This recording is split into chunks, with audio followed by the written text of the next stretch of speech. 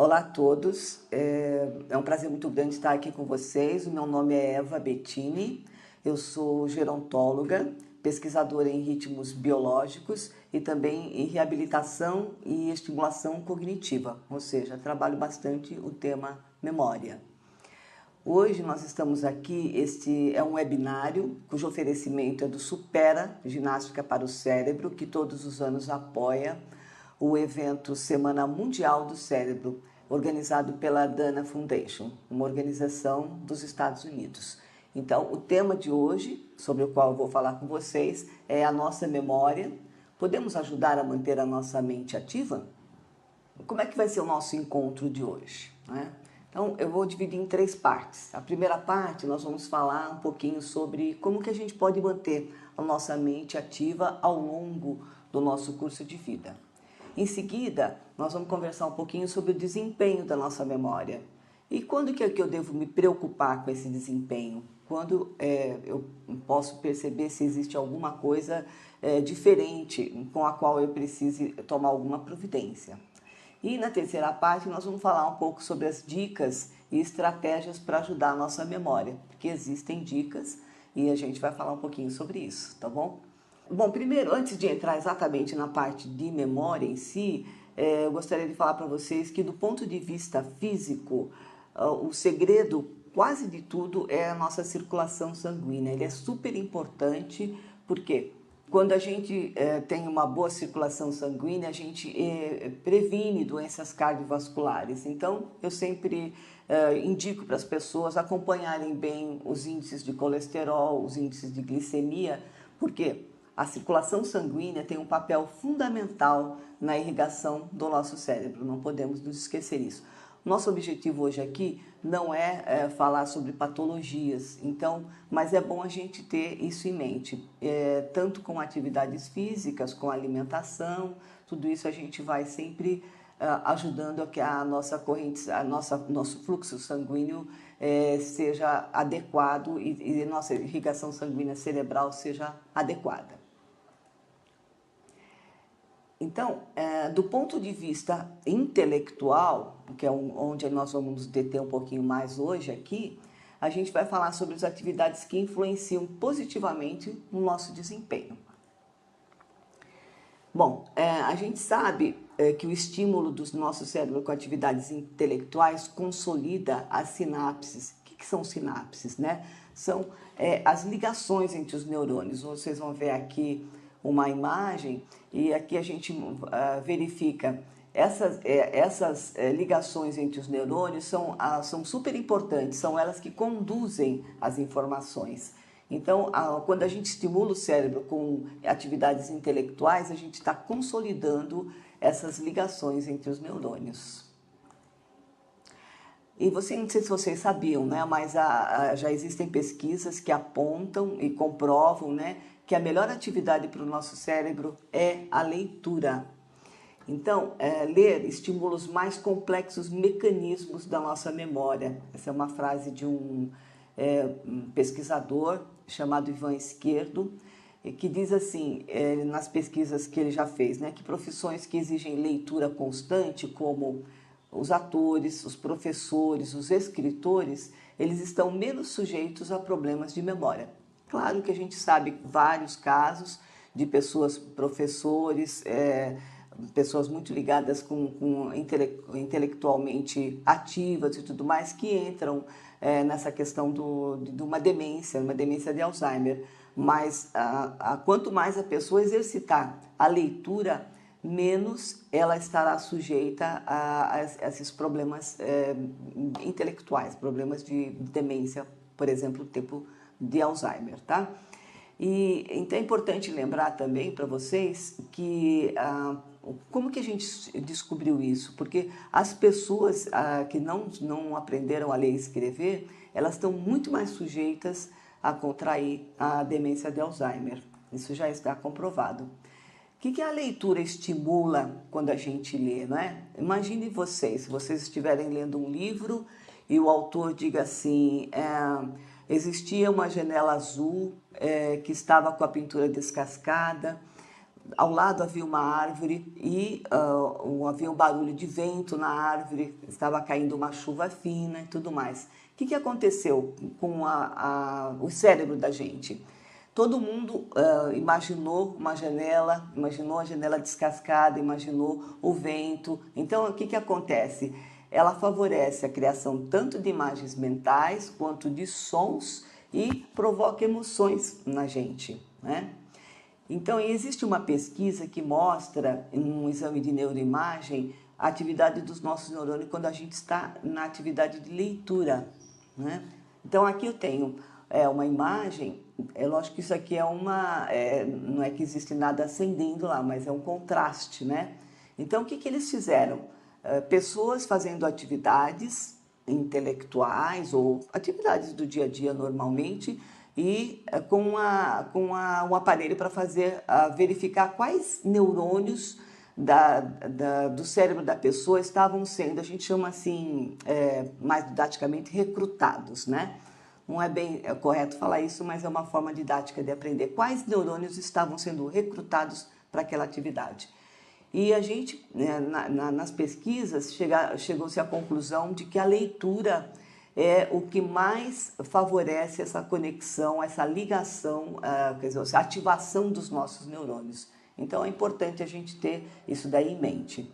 E só assim como título de curiosidade, a atividade de assistir televisão é uma das que menos recruta nossos neurônios. Então é bom a gente estar atento que uma atividade intelectual favorece muito mais a nossa memória, tá? Outras atividades que ajudam, principalmente a atividade de resolução de problemas. Quando você é proposta um problema para você, você precisa da leitura, né? Então você está ativando aquela parte da leitura que eu falei para vocês agora mesmo. A interpretação, né? Então você tem que traduzir aquilo que você está lendo em alguma tarefa a ser feita e em ação, né?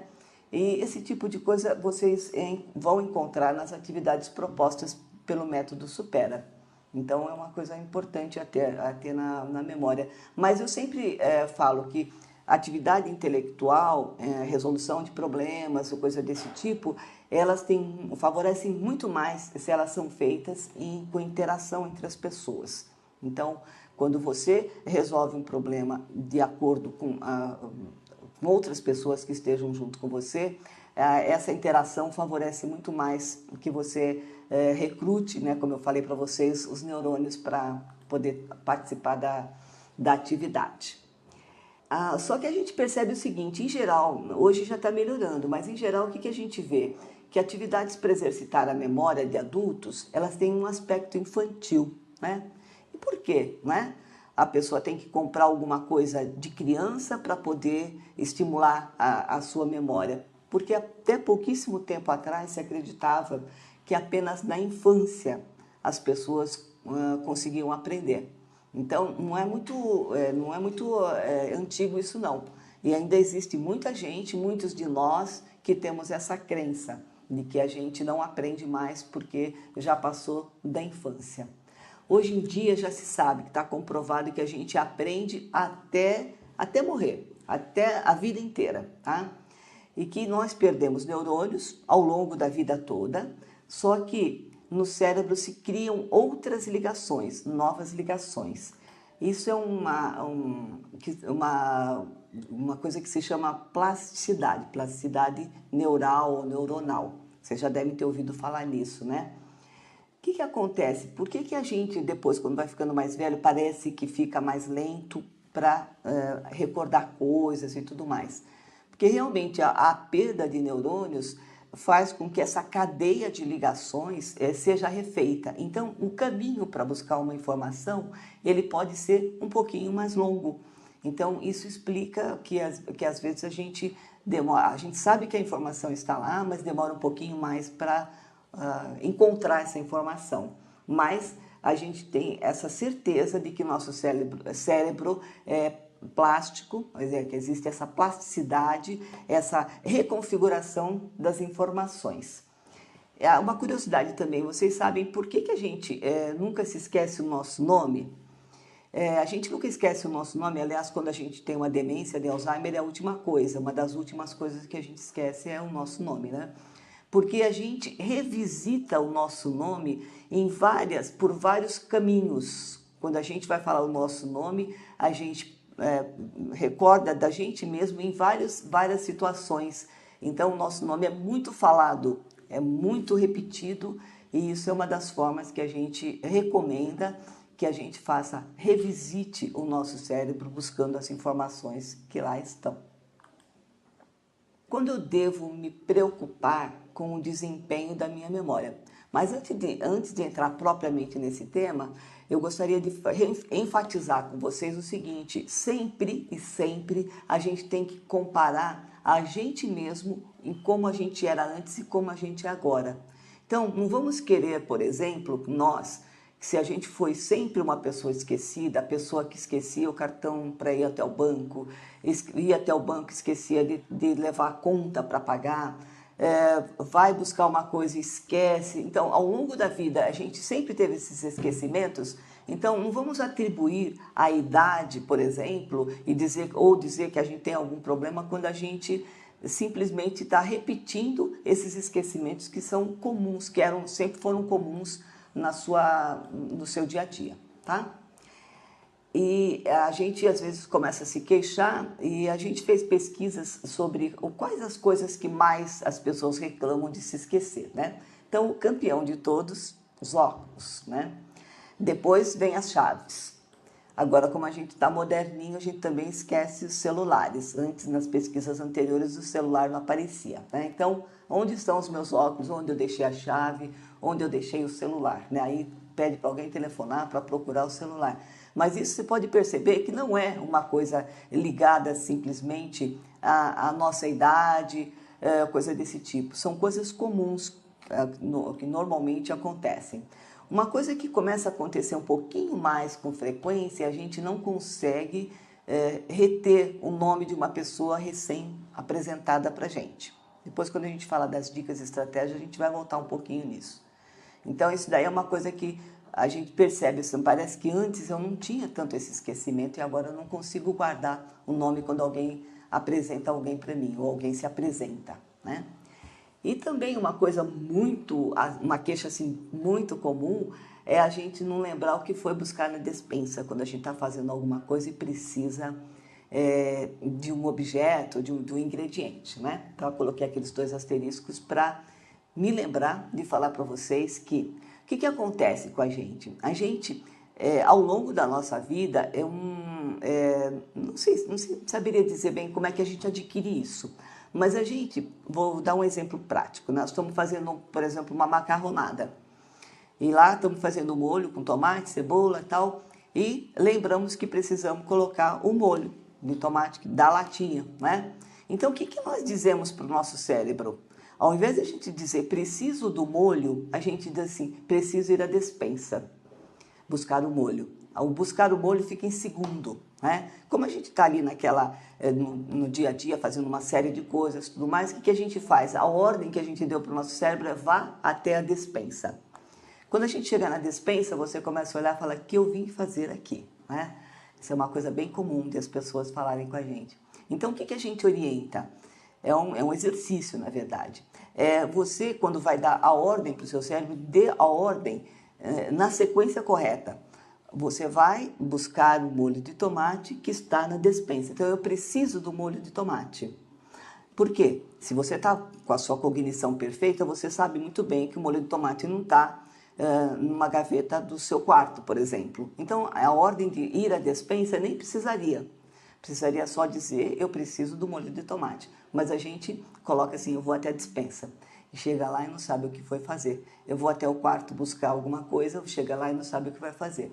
Mas se a gente já sabe que a coisa está no quarto, não precisa dizer, vou até o quarto. Eu vou, na verdade, dizer para o meu cérebro, eu vou buscar aquilo que eu preciso, tá? Então, não vamos nos esquecer disso. Bom, vamos pensar, então, o que é preocupante, né, com relação às falhas da nossa memória. Como eu falei para vocês, esquecer os óculos é o campeão. Mas aí você simplesmente sabe que esqueceu os óculos, sabe que você deve ter deixado em algum lugar que você passou pela casa, ou deixou no veículo, ou na casa de alguém, sei lá. O problema é quando você se esquece o que é óculos, o que é o objeto que você esqueceu. Isso é lógico, é um estágio da demência, quando a pessoa está em demência, um pouquinho mais avançado, né? Mais do moderado. Mas é uma coisa para se preocupar quando você começa a esquecer o nome das coisas, principalmente das coisas comuns. Uma coisa diferente, sei lá, ampulheta, por exemplo. Esquecer o nome de uma ampulheta, eu fui comprar não sei o que, esqueci o nome, né? Mas ela não faz parte do seu dia a dia. Mas quando você, ao invés de falar assim, esqueci meus óculos, você fala, esqueci aquele negócio que a gente usa para enxergar, é uma coisa para se preocupar, tá? Outra coisa também preocupante é quando você guarda objetos em lugares inusitados. Então, os mais relatos assim mais estranhos que a gente já ouviu nas nossas pesquisas é, por exemplo, a pessoa guardar o sapato na geladeira, guardar a garrafa térmica do café na geladeira, ou levar alguma coisa que seja da despensa para o quarto, por exemplo. Então, guardar objetos em lugares inusitados, é lógico, não se você está correndo e tudo mais, de repente é uma vez só, né? Mas quando é repetido, é uma coisa para você se preocupar. E errar um caminho usual, né? Tipo, um lugar para onde você vai sempre e você sai e não sabe para onde você tem que ir, se é para a esquerda ou para a direita, não sabe o que você está fazendo naquele lugar. Então, realmente a gente tem que se preocupar. Mas normalmente o que acontece são os nossos pares que percebem essas coisas. Então é bom, se você tem marido, filho, parente com quem você more junto, ou trabalhe junto, e você percebe, você alertar a pessoa, porque às vezes a própria pessoa se acostuma, se acomoda e não percebe mais, tá? Então é um momento de a pessoa procurar ajuda. E num passo um pouquinho mais para frente, a pessoa começa a se esquecer da própria higiene pessoal. Então ela sai sem pentear o cabelo, sem arrumar a roupa, sem a mulher que ela é acostumada a passar um batonzinho, sem passar o batonzinho.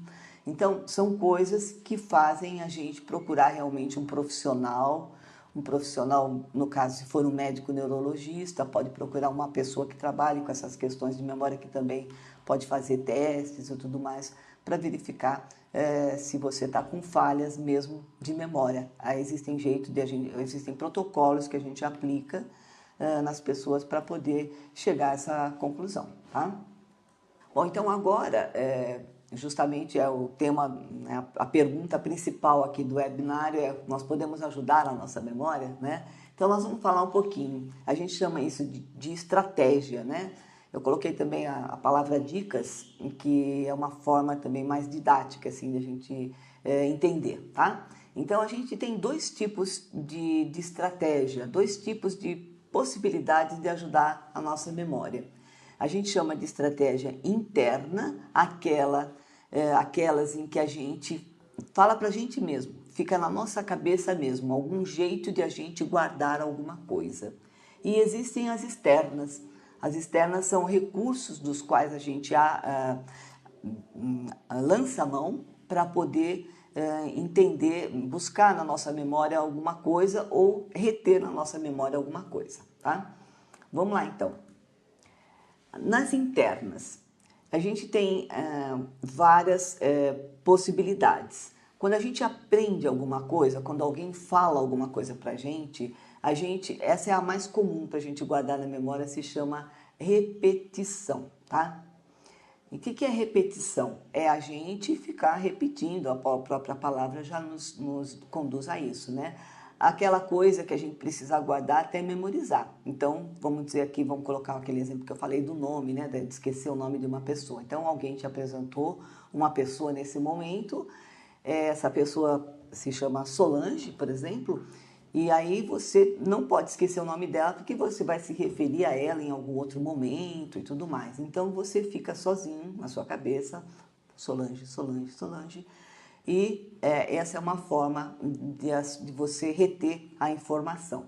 Essa é a mais simples de todas, mas é um recurso de que todos nós podemos lançar mão, né? Só que ela é meio, não é assim, ela não é muito intelectual, né? Ela é uma coisa mais intuitiva, tá? Existe uma outra, algumas pessoas têm essa capacidade chama-se técnica da primeira letra, que é o quê? Guardar a letra inicial do nome de alguém, do nome de rua, de algum objeto que a gente precisa saber o nome dele, por exemplo. Então, o nosso cérebro tem essa capacidade. Não sei se vocês conhecem mais ou menos como é que funciona um computador, né? Mas, por exemplo, se você for procurar um nome lá, Alberto, e ele vai, separa só os as, né? E depois lá dentro ele busca todas as pessoas com aquele nome. Ele não coloca todos os nomes das pessoas de A a Z. Então a gente também pode usar essa técnica aí. Quando alguém te apresenta um nome, Solange, por exemplo, você sabe que o nome dela começa com S. Isso é um recurso importante porque às vezes a gente esquece mesmo, não consegue lembrar, mas você fala para uma outra pessoa, eu conheci uma pessoa, precisava lembrar o nome dela, sei que começa com S. Então, essa técnica da primeira letra é um pouquinho mais intelectual, requer um pouquinho mais de habilidade da gente. Bom, uma outra técnica que é um pouquinho mais intelectual, vamos dizer assim, e mais efetiva justamente por causa disso, ela é chamada de associação, né? Que a gente... tudo isso é mentalmente, né? Eu já falei para você, nós estamos em estratégias internas, né? Então, você vai associar uma palavra, um número ou nome, qualquer coisa que você precise guardar, com outra que você já tenha dentro da sua memória, que tem algum significado para você, né? Então, é um aprendizado baseado em aprendizado anterior, né? E isso é muito importante porque existem vários educadores que enfatizam muito isso daí, que é você aprender alguma coisa que tenha um significado anterior para você, ou seja, você ancora aquele conhecimento nesse outro que você já tinha dentro da sua memória, tá? Então, como eu falei para vocês, serve para nome de pessoas. A gente estava dando o exemplo da Solange, no nome, né? Foi apresentado por uma pessoa chamada Solange.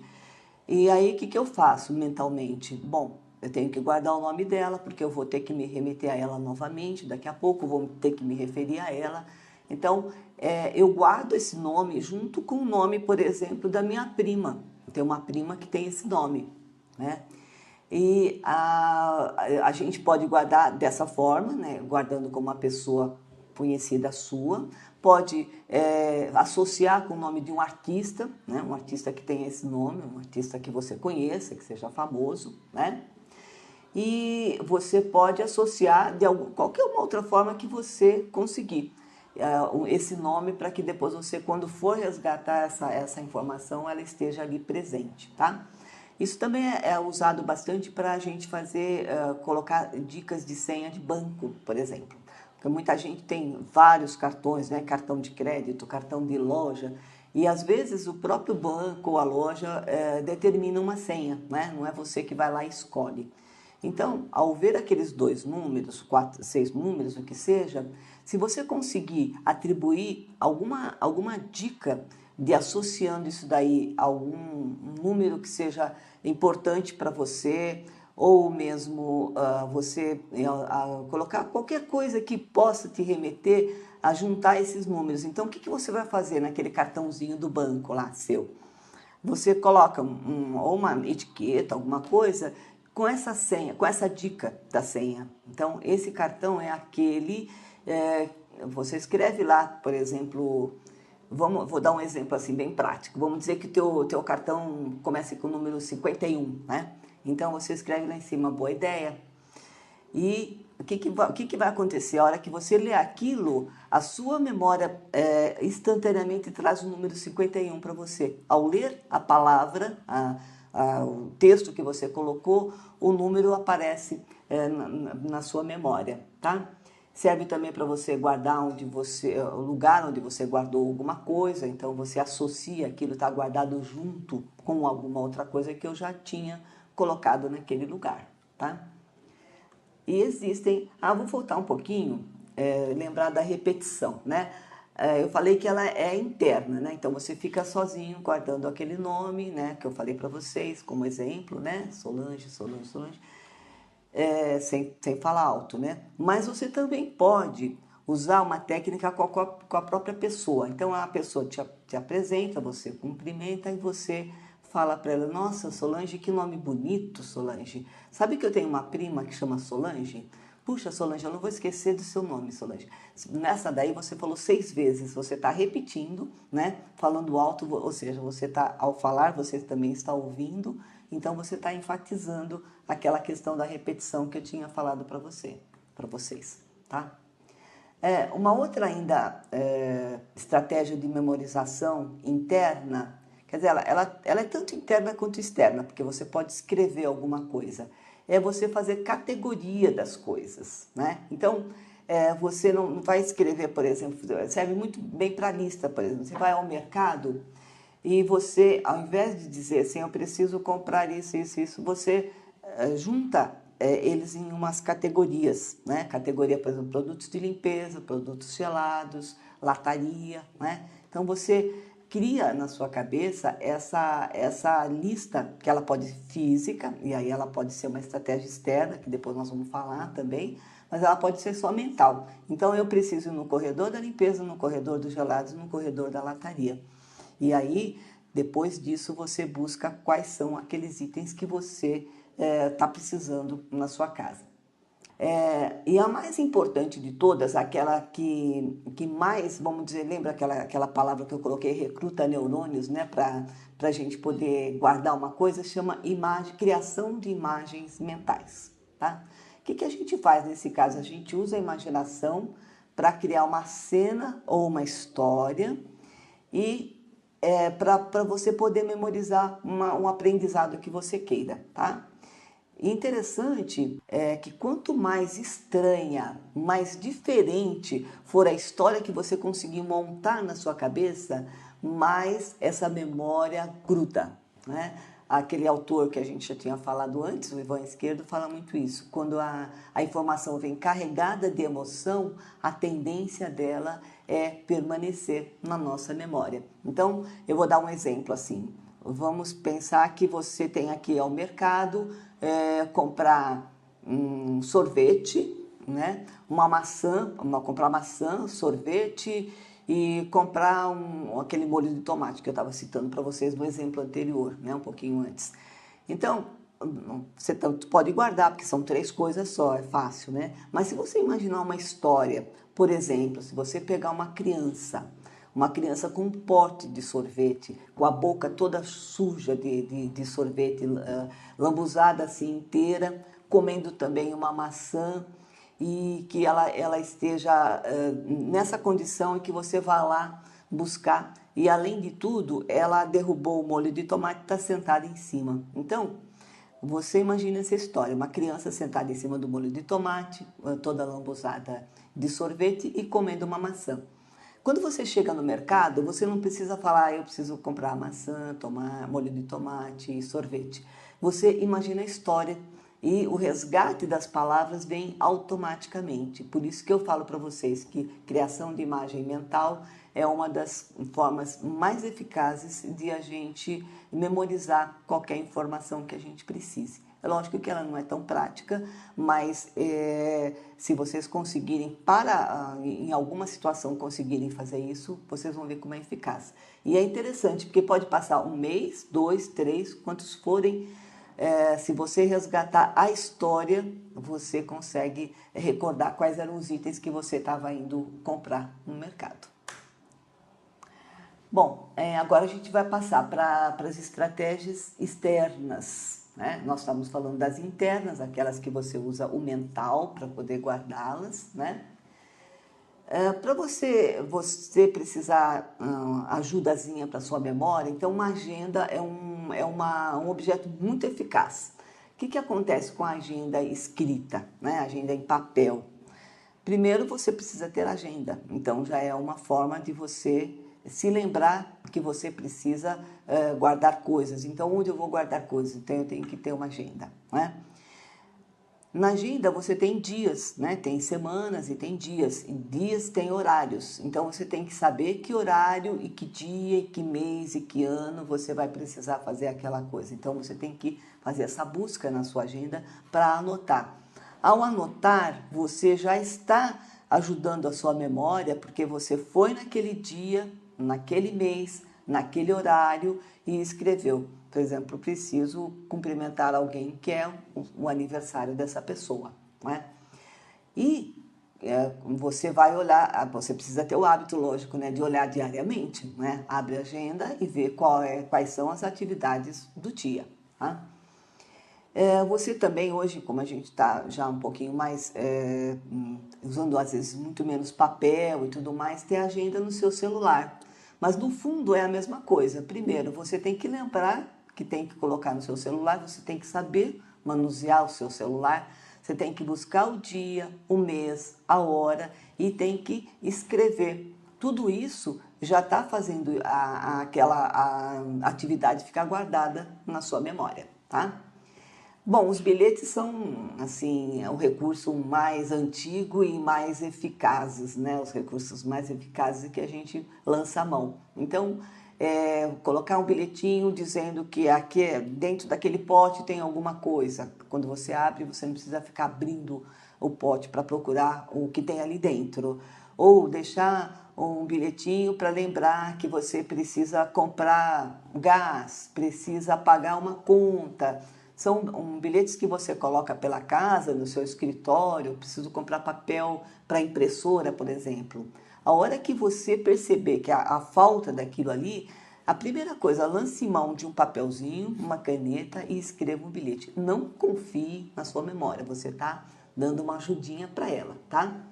E aviso na porta da geladeira, né? São os famosos avisos na porta da geladeira. Tem até aqueles que você compra, que você escreve, né? E depois pode apagar, isso é importante também. E qualquer um que chega na casa tem ali o aviso de onde você foi, que hora você vai voltar, ou se precisa pôr alguma coisa, tirar alguma coisa da geladeira, tudo mais. O aviso na porta da geladeira é infalível. Ainda continuando com as externas, você vê que tem bastante recurso. Então, quando a gente fala assim, dá para eu ajudar a minha memória, né? Sim, dá. Tem uma porção de recursos externos que a gente pode utilizar. Colocar etiqueta nos objetos, né? Qualquer coisa, colocar o que é, para que serve, se você, quando você trocou o gás, sei lá, coisas desse tipo, né? Assim, aquele sinalzinho na mão, não sei se vocês já viram. Tem gente que faz uma estrelinha assim e ela, chegando em casa, ela se lembra daquilo. O que é isso, na verdade? É um recurso externo, né? Só que na hora que você está fazendo, você está memorizando, não, você está guardando na sua memória que você está fazendo aquela coisa. Quando você diz assim, preciso pegar o caderno para trazer para a escola amanhã, você faz uma estrelinha na sua mão, né? Ou muda o anel de dedo, existe essa técnica também que as pessoas fazem, né? Não é só você estar conversando com alguém, você muda o anel de dedo, não. Você tem que ter a intenção. Eu vou mudar esse anel de dedo porque eu preciso lembrar de pegar o caderno amanhã para trazer para a escola, né? Então, quando você chega em casa, a estrelinha se transforma numa ação, numa ordem para o nosso cérebro, buscar o caderno, tá? Então, é um recurso do qual você pode lançar a mão, é muito eficaz também. Quando a gente vai ao mercado, eu já falei de você fazer aquela lista por categorias, né? Também a gente fala de fazer lista para tudo, né? Para você, as atividades do dia, pode ser uma lista também para mercado.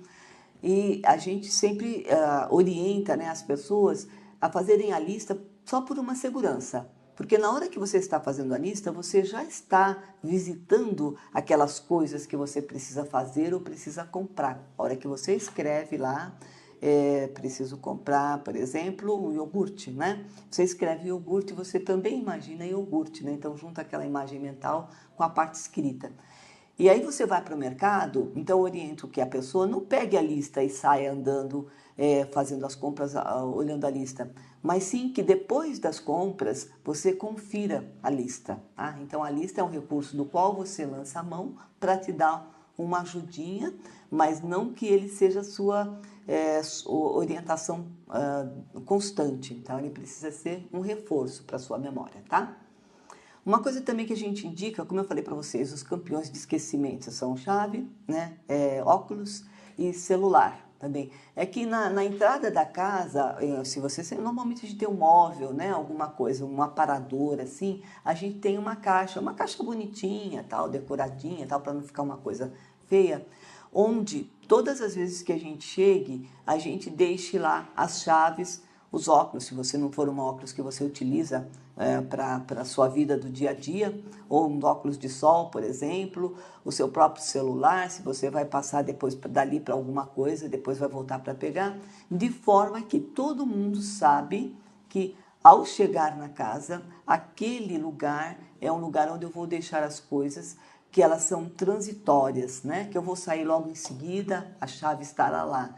Eu vou pegar meu óculos para ler alguma coisa e meus óculos estarão lá, tá? Meu celular também. Apesar de que são coisas que muitas vezes você precisa portá-los, né? Portá-los, precisa estar com eles.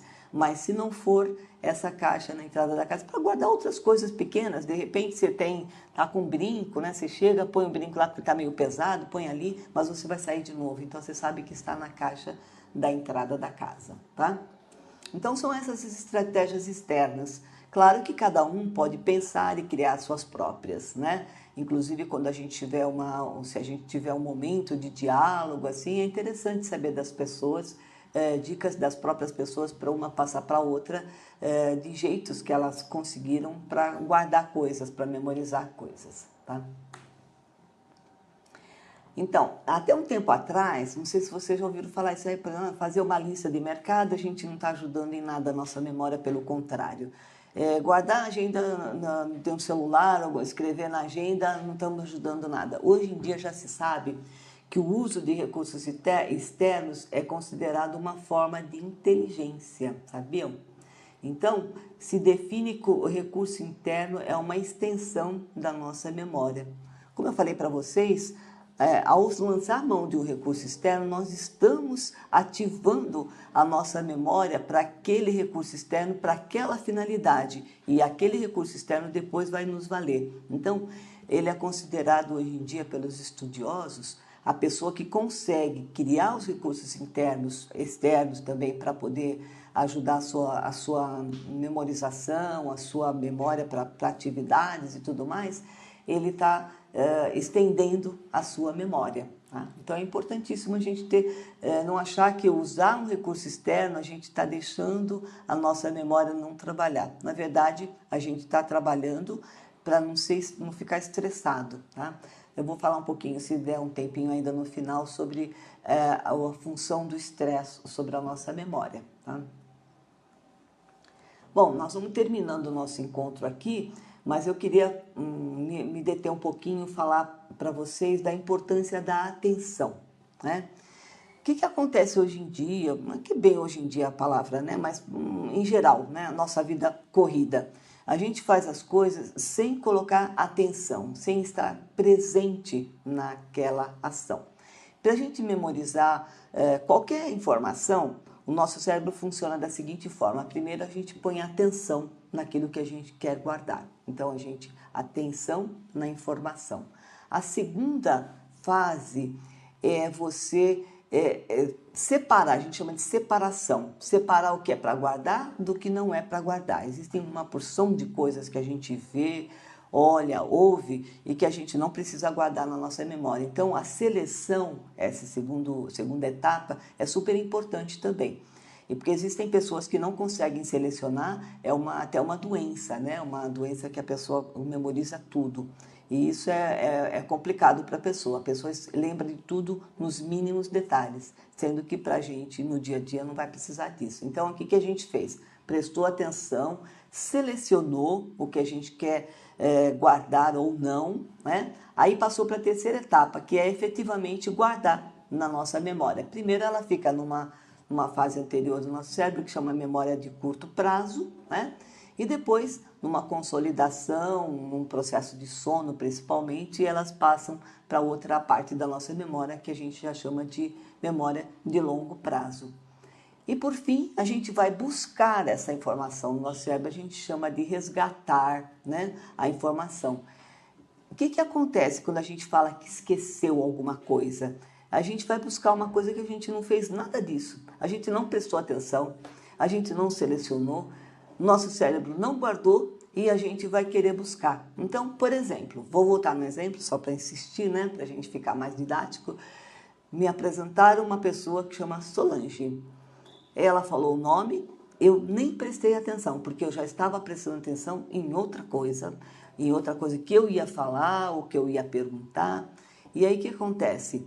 Eu não passei para a fase de selecionar, achando que era importante eu guardar aquele nome, não entrei na fase de memorizar efetivamente, e aí daqui a 10 minutos eu vou buscar o nome dela. Mas onde está o nome dela? Ele não entrou no meu cérebro, então isso não se chama esquecer, se chama não ter atenção. Então, a nossa memória depende de vários fatores, mas o mais importante é a atenção. Hoje aqui nós não retivemos muito em alimentação e nem em sono, são duas coisas que também ajudam, participam, né, do nosso processo de memorização, tá? A outra frase que eu quero que a gente fique guardado aqui do nosso webinário é que com a idade, com o passar da idade, não é só com o avançar da idade, com o passar da idade. Então, a gente perde neurônios, mas novas ligações são criadas e substituem os neurônios perdidos, tá? Então, aquele conceito que eu falei para vocês, plasticidade, tá?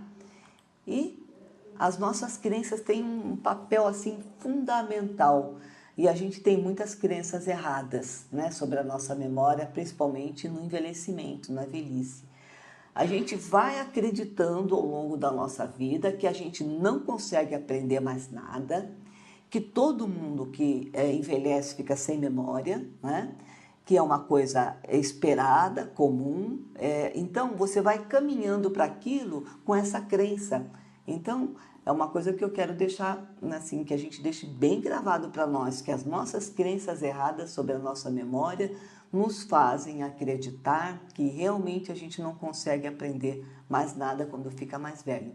O que não é verdade, a gente não pode assumir essa verdade para nós e espero que vocês não assumam para vocês, porque senão nada vale a pena.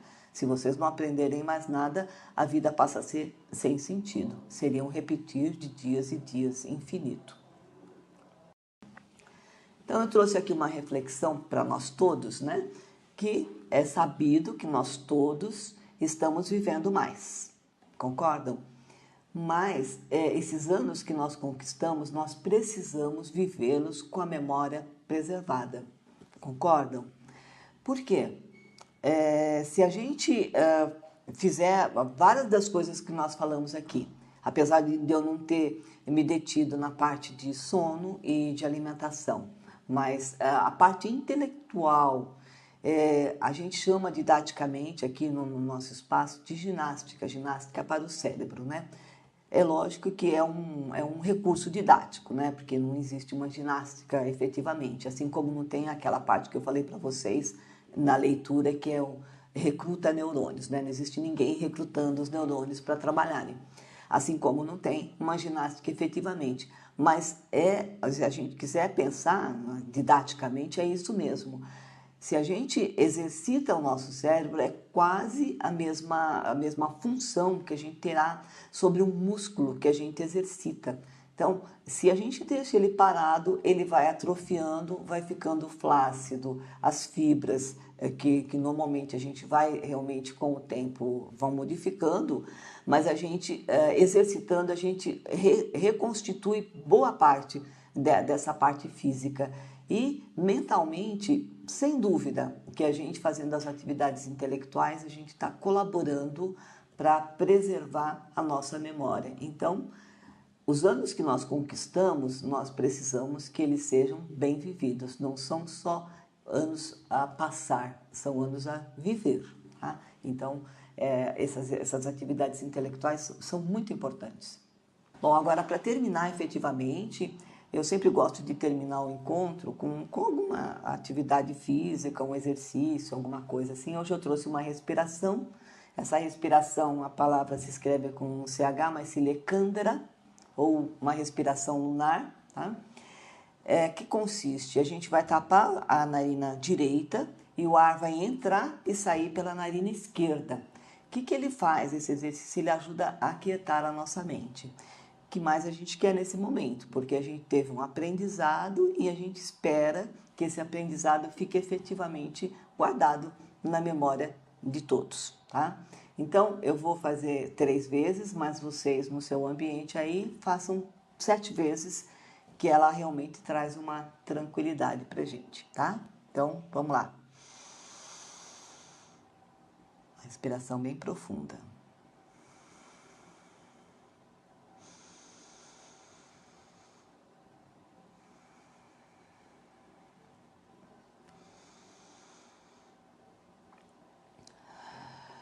Pronto. Então, realmente ele dá. Primeiro que ele faz uma abertura na outra narina, quando a gente solta, né, tira, desobstrui, né, a narina. E outra que ele realmente dá uma tranquilidade, tá?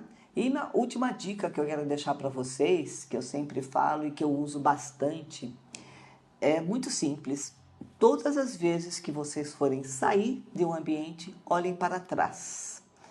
É uma atitude muito simples. Nessa atitude, vocês vão perceber que esqueceram o óculos, esqueceram o celular, esqueceram a chave, a luz acesa, a torneira aberta, esqueceram de fechar uma janela, coisas desse tipo. Então, minha última dica para vocês, olhem para trás toda vez que saírem de um ambiente.